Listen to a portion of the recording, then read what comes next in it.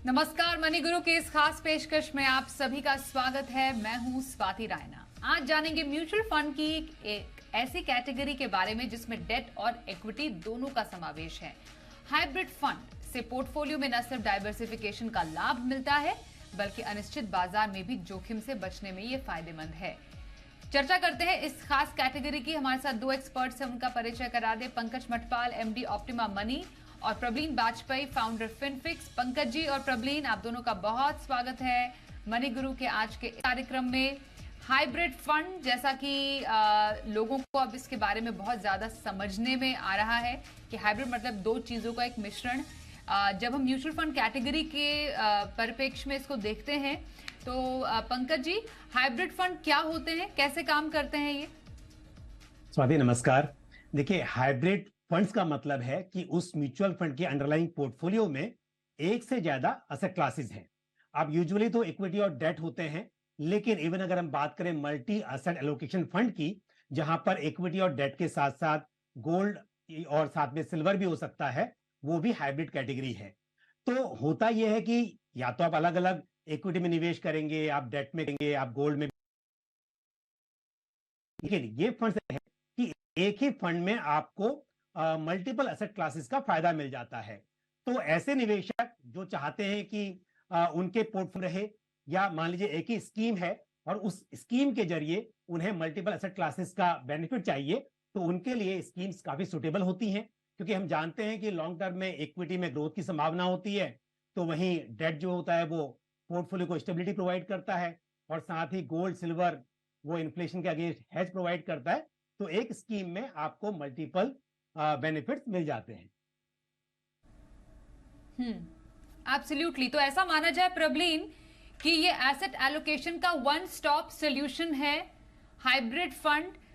लोगों को ज्यादा टेंशन ना हो, ज्यादा सरदर्दी ना लेनी पड़े कि मुझे इक्विटी में कितना पैसा डालना है या डेट में कितना एलोकेट करना है। हाइब्रिड फंड इस किसी भी तरीके की समस्या से आपको दूर करने के लिए एक अच्छी कैटेगरी है इन्वेस्टमेंट की। नमस्कार स्वाति जी। आई थिंक पंकज जी ने बड़े अच्छे से एक्सप्लेन किया है कि जो हाइब्रिड कैटेगरी है ये डिफरेंट एसेट क्लासेस को एक साथ लेके आती है, और मुझे ऐसा लगता है कि जो इसका यूज है इन्वेस्टर के पोर्टफोलियोज में वो 2 या 3 तरीके से है जहाँ पे ये बहुत अच्छा फिट हो जाते हैं। बहुत ऐसे लोग हैं जो फर्स्ट टाइम इन्वेस्टर्स होते हैं और वो प्योर इक्विटी में इन्वेस्ट बहुत ऐसे लोग हैं जो फर्स्ट टाइम इन्वेस्टर्स होते हैं और वो प्योर इक्विटी में इन्वेस्ट करने में थोड़ी सी हिचकिचाहट रखते हैं क्योंकि वोलेटिलिटी ज्यादा रहती है।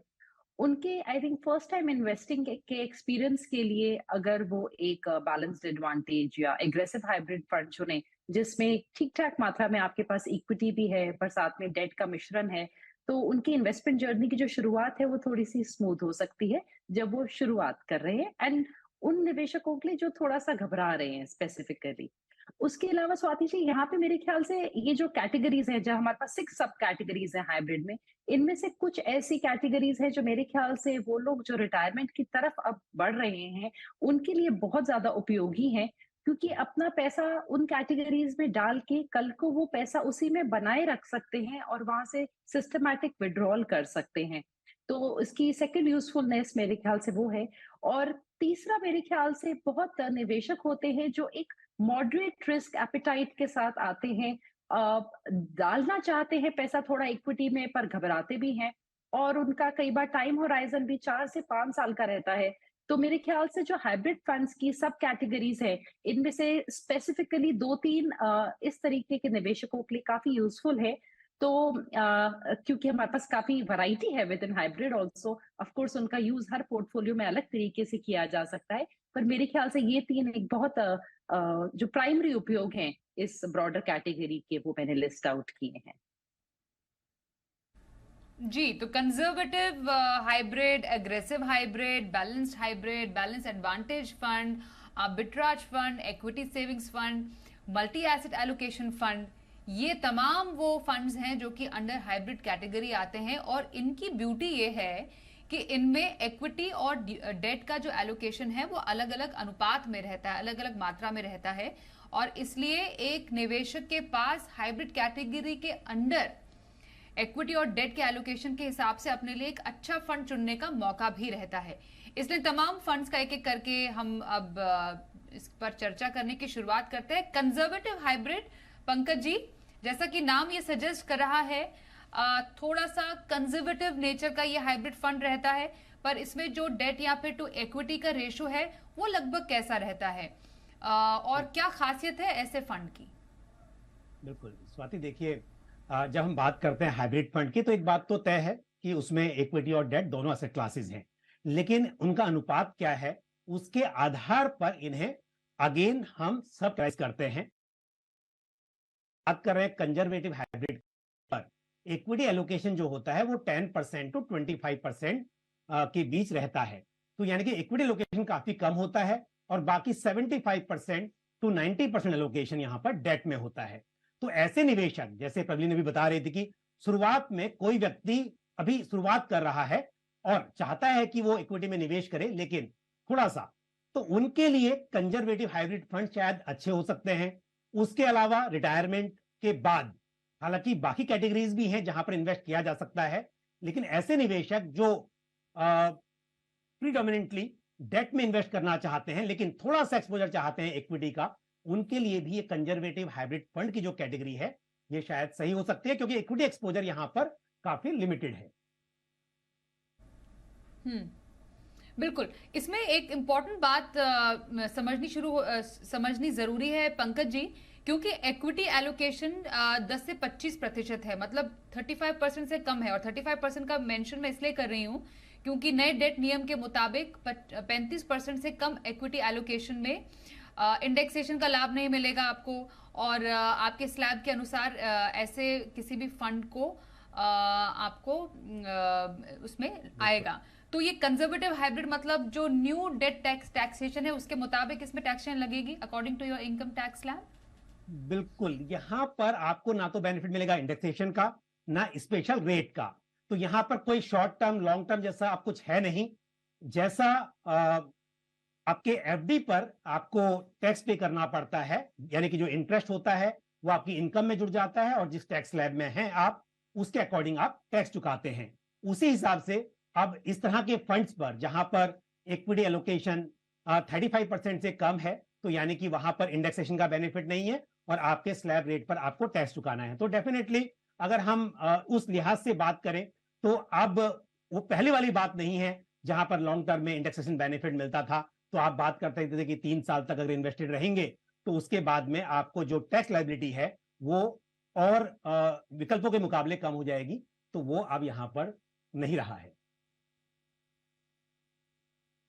तो कंजर्वेटिव हाइब्रिड, क्योंकि एज पर जो नया डेट टैक्सेशन रूल आया है, हम इनफैक्ट चर्चा को आगे बढ़ाने से पहले तमाम जो हाइब्रिड फंड्स है उनके इक्विटी और डेट एलोकेशन भी दिखा रहे हैं, जिसमें कंजर्वेटिव का भी हमने जिक्र किया, उस पर चर्चा की 10 to 25% इक्विटी में है, बाकी डेट में है। तो क्योंकि मेजोरिटी डेट में इनका एलोकेशन है, 35% से कम इक्विटी में है, तो डेट के नए रूल के हिसाब से इंडेक्सेशन का बेनिफिट नहीं और टैक्स स्लैब के अनुसार आपको टैक्स लगेगा। बाकी हम एग्रेसिव या बैलेंस देखते हैं तो उसमें 65 to 80% या 40 to 60%। उसके आगे बढ़ें तो मल्टी एसेट एलोकेशन फंड या इक्विटी सेविंग्स फंड है, उसमें जो इक्विटी एलोकेशन ज्यादा रहता है। बस इक्विटी सेविंग्स में हम देख रहे हैं अप टू 50% इक्विटी, 10 to 50% तक का जो इक्विटी एलोकेशन आप इक्विटी सेविंग्स फंड में कर सकते हैं। इस पर चर्चा हम करेंगे कि इसमें क्या टैक्सेशन के रूल्स हैं, पर जिससे पहले मैं प्रवीण के पास जाऊं, Pankaj ji, conservative hybrid category में कोई फंड्स आपकी नजर में अच्छे? हाँ बिल्कुल, देखिए एसबीआई कंजर्वेटिव हाइब्रिड फंड ये अच्छा फंड है इस कैटेगरी में, और साथ ही एक्सिस रेगुलर सेवर फंड, ये 2 फंड्स कैटेगरी के अच्छे फंड्स हैं। ओके, ये तो हमने कंजर्वेटिव कैटेगरी की बात की, लेकिन ऐसे निवेशक प्रवीण जो कि थोड़ा सा जोखिम लेना पसंद करते हैं, उनके लिए क्या खास है विद इन हाइब्रिड कैटेगरी? मेरे ख्याल से जो इसमें सबसे एग्रेसिव कैटेगरी निकल के आती है वो है एग्रेसिव हाइब्रिड, स्वाति जी। और उसके साथ एक उसी का जो सबसेट है वो एक बैलेंस्ड हाइब्रिड है। पहले हम एग्रेसिव हाइब्रिड की बात करते हैं। इसमें जो सेबी का मैंडेट है वो ये बोलता है कि आपका 65% से 80% पैसा इक्विटी में रहेगा। यानी कि 65% से कम आप कभी भी इक्विटी से कम उस पे नहीं रख सकते। तो पहली बात तो इसमें इक्विटी टैक्सेशन ऑटोमैटिकली आ जाती है और थोड़ा-सा जोखिम भी बढ़ जाता है क्योंकि आपको 65% हमेशा ही इक्विटी में रखना है। पर जो आपके पास 35% है बचा हुआ, वो फंड मैनेजर अपने हिसाब से कभी इक्विटी में या डेट में रख सकते हैं। और एग्रेसिव हाइब्रिड फंड्स की जो कैटेगरी है, साथ में बैलेंस्ड जो हाइब्रिड फंड्स की कैटेगरी है जिसका ये मैंडेट है कि उनको 40 से 7% तक 60% तक रखता है इक्विटी में। इन दोनों को मिला के हमारे पास 31 स्कीम्स हैं और ये काफी बड़ी कैटेगरी है। 1.56 लाख करोड़ की सेकंड लार्जेस्ट कैटेगरी है हाइब्रिड फंड्स में। और अगर हम पिछले 10 साल में देखें तो जो एग्रेसिव हाइब्रिड फंड्स हैं उन्होंने करीबन 12.5% का रिटर्न दिया है। और अगर हम 7 साल में देखें तो 11.5% का दिया है। तो स्वाति जी, मेरे ख्याल से एग्रेसिव हाइब्रिड कैटेगरी एक अच्छी कैटेगरी निकल के आती है उन निवेशकों के लिए जो डिसेंट अमाउंट में इक्विटी एक्सपोजर चाहते हैं पर एक थोड़ा सा बफर भी चाहते हैं उनको डेट का मिले, ताकि अगर एकदम वॉलेटिलिटी आए मार्केट में, एकदम कोई डाउनसाइड प्रोटेक्शन का थोड़ा सा वहाँ स्कोप बनता है। पर जो बैलेंस्ड हाइब्रिड कैटेगरी है विद इन दिस, वहां पे क्योंकि हमारा इक्विटी एलोकेशन 60% तक ही रहता है, वो डेट की टैक्सेशन में आएगा, वहां पे हमें इक्विटी का एडवांटेज नहीं मिलता है। ओके, तो अग्रेसिव और बैलेंस हाइब्रिड कैटेगरी की बात हुई। अग्रेसिव हाइब्रिड कैटेगरी में पंकज जी, आपकी नजर में कुछ फंड्स जो हाल फिलहाल में अच्छा प्रदर्शन करते आए हैं?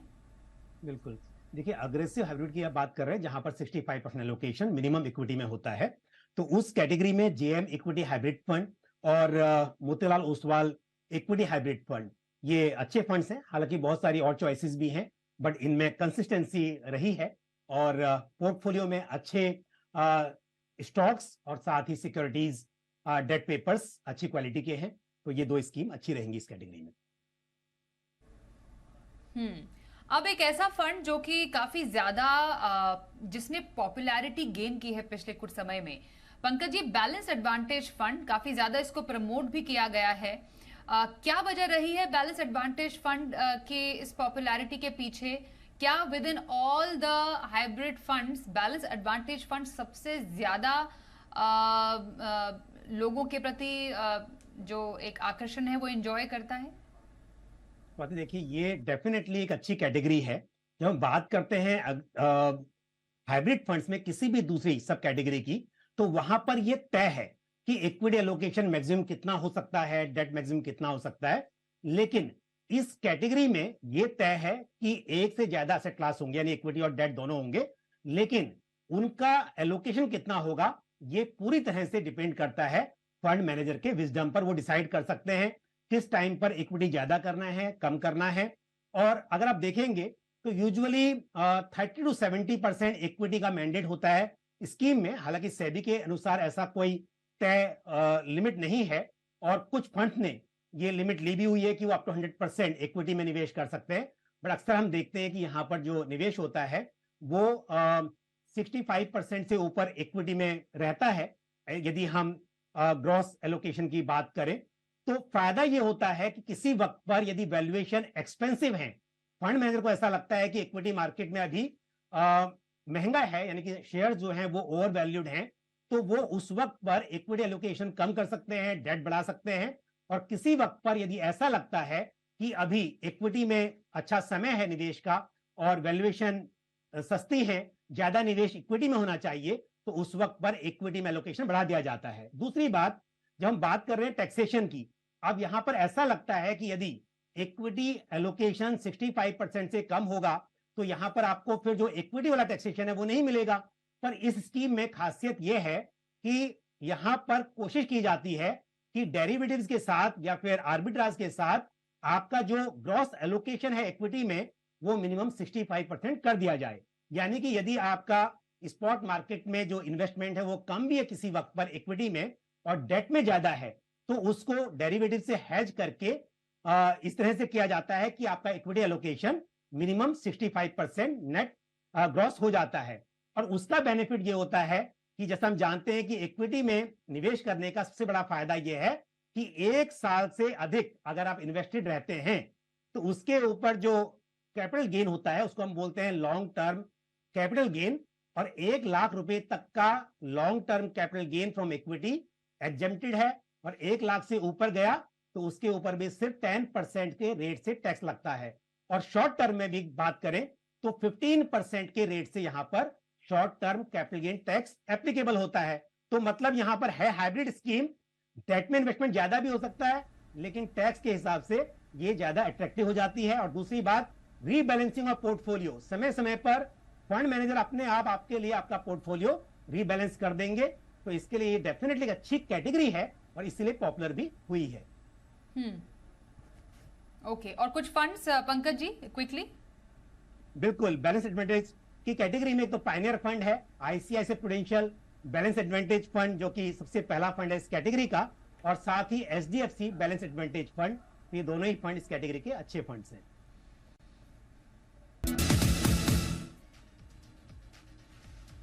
हाइब्रिड फंड का फंडा समझ रहे हैं। हमारे साथ पंकज मटपाल और प्रबलीन बाजपेयी है। प्रबलीन, इक्विटी और डेट के साथ अगर एक और एसेट क्लास का एक्सपोजर मिल जाए तो क्या ही कहने, और ऐसा एक फंड है मल्टी एसेट एलोकेशन फंड।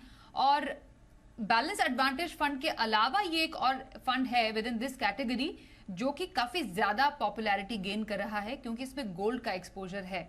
क्या इस फंड की खासियत है? Multi asset fund, Swati ji जैसे आपने बोला, हमारे पास डेट, इक्विटी, गोल्ड और कुछ फंड्स ऐसे भी हैं जो साथ में सिल्वर का भी एक्सपोजर देते हैं और थोड़ा सा रियल एस्टेट का भी थ्रू रीट्स का एक्सपोजर देते हैं। तो ये एक काफी इंटरेस्टिंग कैटेगरी निकल के आ रही है। यहाँ पे अभी लिमिटेड फंड्स हैं, करीबन 11 फंड्स हैं और ओवरऑल ईयूएम अभी इस कैटेगरी का बहुत ज्यादा नहीं है, करीबन 30,000 करोड़ के करीब है। पर मेरे ख्याल से अगर हम पुराने सालों के एक परफॉर्मेंस को देखें, डिफरेंट एसेट्स को देखें, तो हमने देखा है कि किसी साल इक्विटी मार्केट चमकती है तो किसी साल गोल्ड चमकता है, तो कभी डेट एंड फिक्स्ड इनकम बहुत अच्छा करता है। क्योंकि जो हमारे विनर्स हैं विद इन एसेट क्लासेस वो भी बदलते रहते हैं। तो ये एक फंड है जो उस मूवमेंट को कैप्चर करने की कोशिश करता है, क्योंकि हमारे पास एक ही फंड के थ्रू डिफरेंट एसेट क्लासेस का जब एक्सपोजर प्रोवाइड किया जा रहा है, तो अगर किसी समय में गोल्ड बेहतर करता है तो हमारे फंड को उससे सपोर्ट मिलता है, किसी साल में अगर इक्विटी अच्छा करता है तो उससे सपोर्ट मिलता है। एंड ओवरऑल कैटेगरी के अगर हम रिटर्न्स देखें तो वो भी ये प्रूव करते हैं कि इस कैटेगरी ने एक अच्छा प्रदर्शन दिया है।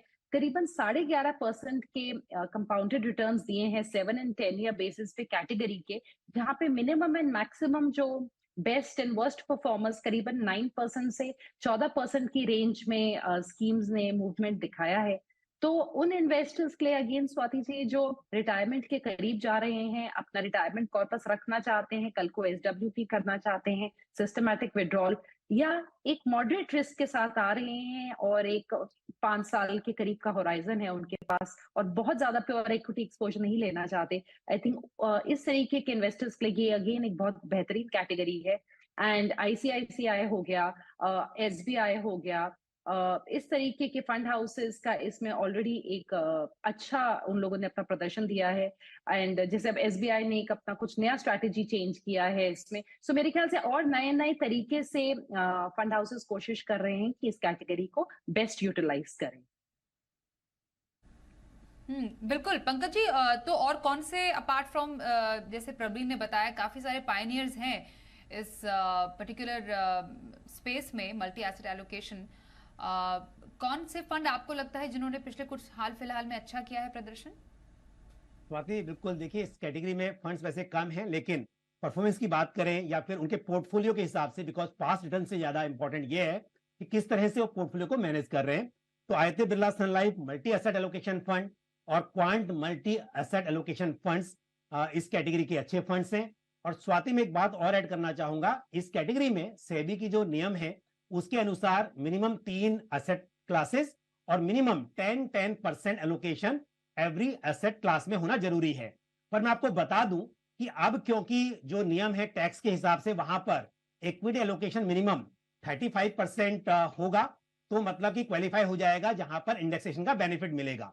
तो यदि आज आप देखें अधिकतर स्कीम में तो यहां पर इक्विटी एलोकेशन 35% या उससे अधिक है। तो इसका मतलब यह हुआ कि यहां पर यदि कोई निवेश करता है, भले आपका डेट में निवेश है, आपका गोल्ड में भी है, लेकिन आपको यहां पर जो बीच वाला टैक्सेशन है, मतलब एक तो ये हो गया कि जहां पर कोई भी आपको लॉन्ग टर्म शॉर्ट टर्म का बेनिफिट नहीं मिलना है और स्लैब रेट के हिसाब से टैक्स लगना है। और एक कैटेगरी वहां पर है जहां पर इक्विटी टैक्सेशन, यानी कि जहां पर आपको 10% शॉर्ट 15% शॉर्ट टर्म में और 10% long term capital gain tax लगता है, जहां पर इक्विटी एलोकेशन 65% मिनिमम होता है। लेकिन ये जो कैटेगरी है इसको ऐसे मैनेज किया जा रहा है कि इक्विटी एलोकेशन आपका मिनिमम 35% यहां पर होगा। तो इसकी वजह से यहां पर इंडेक्सेशन बेनिफिट मिल जाएगा और 3 साल तक होल्ड करते हैं तो इंडेक्सेशन के साथ में 20% के रेट से टैक्स पे करना होगा। तो ये कैटेगरी अभी बहुत पॉपुलर होने वाली है। बिल्कुल। और जब बाजार में हम उथल पुथल देखते हैं, उतार चढ़ाव में, हमें कुछ ऐसी ही कैटेगरी ध्यान में आती है और उसमें भी आर्बिट्राज फंड काफी ज्यादा पॉपुलर हैं प्रबलीन। तो काफी ज्यादा बाजार के वॉलेटिलिटी में आर्बिट्राज फंड कैसे काम करते हैं? जी स्वाति जी, आर्बिट्राज फंड्स को अगर हम देखें तो अक्सर इनको रिस्क फ्री रिटर्न के साथ जोड़ा जाता है, क्योंकि ये जो आपकी स्पॉट मार्केट्स होती हैं और फ्यूचर मार्केट्स होते हैं, उनमें जो प्राइस डिफरेंस होता है शेयर प्राइसेस का, उनको उनके इंटरप्ले पे वर्क करते हैं। और एक जो रिटर्न निकालते हैं ये करीबन 4 to 6% की ब्रॉडली रेंज में रहता है। पर इस कैटेगरी का जो सबसे बड़ा एडवांटेज है, स्पेशली एचएनआईज के लिए या वो लोग जो हायर इनकम स्लैब में हैं, उनके लिए ये है कि उनके जो पोस्ट टैक्स रिटर्न्स हैं वो थोड़े बेहतरीन निकल के आते हैं, क्योंकि यहाँ पे इक्विटी टैक्सेशन लगती है। तो जो पर्पस होता है short term parking of funds के लिए कि आपको 3 महीने 6 महीने के लिए पैसा लगाना है या आपको पैसा रखना है और आपको श्योरिटी नहीं है कि आप कब निकालेंगे, पर आप एफडी में नहीं रखना चाहते बिकॉज ऑफ हायर टैक्सेशन, वहां पे ये एक अच्छा ऑल्टरनेटिव निकल के आता है to any other debt product जो हम पार्किंग पॉइंट ऑफ व्यू से यूज करते हैं। और जो आर्बिट्राज फंड्स का जो मैकेनिज्म है कि आप स्पॉट मार्केट्स में खरीद रहे हैं, फ्यूचर मार्केट्स में बेच रहे हैं, एक्सपायरी के टाइम पे आप उन पोजीशंस को रिवर्स करते हैं, उससे ये रिटर्न्स ऑलमोस्ट रिस्क फ्री बन जाते हैं। तो बिना ज्यादा जोखिम के एक डिसेंट रिटर्न्स की एक्सपेक्टेशंस या इन्वेस्टर्स रख सकते हैं। और जो पर्पस है वो उनके माइंड में क्लियर होना चाहिए for short term parking of funds. बिल्कुल। और एक और कैटेगरी जिस पर हम चर्चा करेंगे वो है equity saving scheme. Pankaj ji, equity saving scheme इसका कॉम्पोजिशन क्या कहता है? क्योंकि कई फंड्स में इतना माइन्यूट डिफरेंस है allocation between debt and equity कि निवेशक भी थोड़ा कंफ्यूज हो सकते हैं। पॉपुलर स्कीम्स में तो अभी हमने चर्चा की, जैसे बैलेंस एडवांटेज है, मल्टी एसेट एलोकेशन है, आर्बिट्राज भी काफी ज्यादा लोगों को मालूम है। इक्विटी सेविंग स्कीम की क्या खासियत है? स्वाति, इक्विटी सेविंग्स फंड जो है ये कैटेगरी भी बहुत अच्छी है। जैसा अभी प्रवीण ने बताया कि जो आर्बिट्राज है बेसिकली वो स्पॉट मार्केट और डेरिवेटिव के बीच में आप सिर्फ आर्बिट्राज कर रहे हैं, एक्चुअल इन्वेस्ट नहीं कर रहे हैं। और लेकिन जो टैक्सेशन है वो आपको इक्विटी का टैक्सेशन मिलता है। तो ये जो इक्विटी सेविंग्स फंड है यहाँ पर 10% एलोकेशन आपका डेट में होता है, बाकी इक्विटी में होता है। लेकिन इक्विटी में बेसिकली जो एलोकेशन है वो ज्यादा आर्बिट्राज के थ्रू होता है और थोड़ा एलोकेशन यहां पर एक्चुअल जो कैश मार्केट या स्पॉट मार्केट हम बोलते हैं उसमें इन्वेस्टमेंट रहेगा। तो फायदा यह है कि यदि आप किसी डेट और इक्विटी में कर रहे होते थे और थोड़ा सा इन्वेस्टमेंट आपका इक्विटी में होता, तो मतलब वो कंजर्वेटिव हाइब्रिड फंड बन जाता और आपका टैक्सेशन वहां पर थोड़ा ज्यादा हो जाता। लेकिन इस कैटेगरी में क्योंकि आर्बिट्राज को इंक्लूड किया गया है और आर्बिट्राज के साथ आपका जो मिनिमम इक्विटी एलोकेशन है वो 65% हो जाता है।